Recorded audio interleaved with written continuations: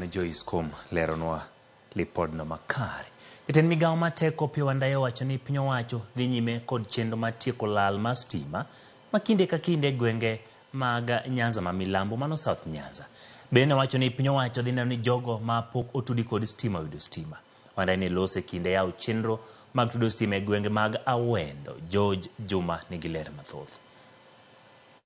Timo ne familia maromi 3 ma itimo kod bad migawono mar piny owacho ma ong'ere kaka Rural Electrification and Renewable Energy Corporation ma itimo kod omenda maromo $25 e gwego mag Nyamchuodhre e sabkono ma Awendo. Mano yawa yanko jatend migawono ma teko Opiyo Wandayi en achiel kuom chenrogo ma itimo kod piny owacho e kaunti ma Migori mar neno ni oganda obedo kod sitima. This is a project under the financial year 2023-2024.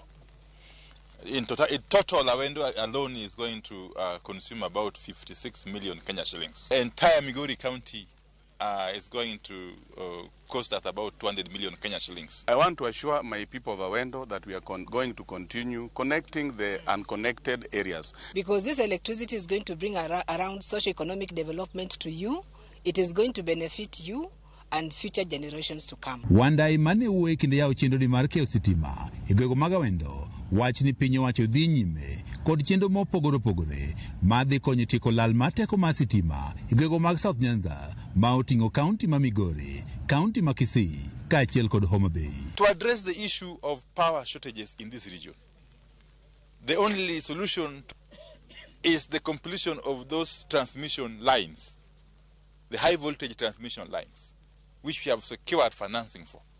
Currently implementing a project, actually we almost completed, the transmission line from Awendo to Isibania. Counties maidore e gwego mag South Nyanza osebedo kod lal mar stima ma kinde ka kinde ka kwan familia mathoth be nyaka sani pok otud kod sitima.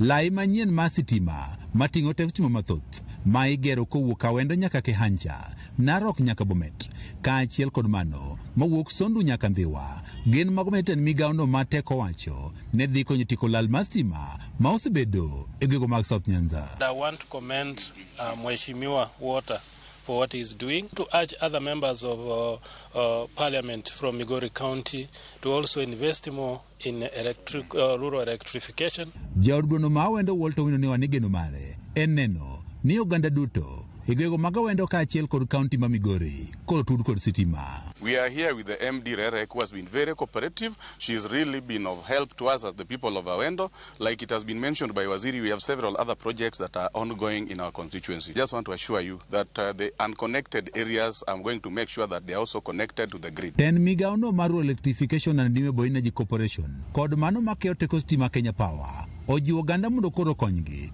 e rito lai mag sitima, transformers kaachiel kod moko magiwacho ni sani achudhe koro ketho kendo kwalo. This is our development, and being ours, I want to ask us to guard it jealously.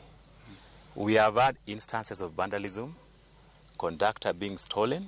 Lipot mawuok kuom opisno mar Kenya Power yango ni iko omenda mar 2,230 nyaka 2,240 transformers mag sitima maromo 7 ma nengogi romo $18 ne okwal kendo kethi kod achudhe e kaunti ma Migori mangima. George Juma, Ramogi TV, Migori. Koromo gitok lipot ma George Juma koke gwenge mag Migori. Watiyo telo mokwongo mag weche manyien moikoni chinde maro imre kata kamano kik idhi mabor nikech ka waduogo to wantiere kod lipot to kod twak ewi kako gando kawo weche mag dwaro chako ng'ado osuru kanisni. Kik idhi mabor, waduogo tok yo matin.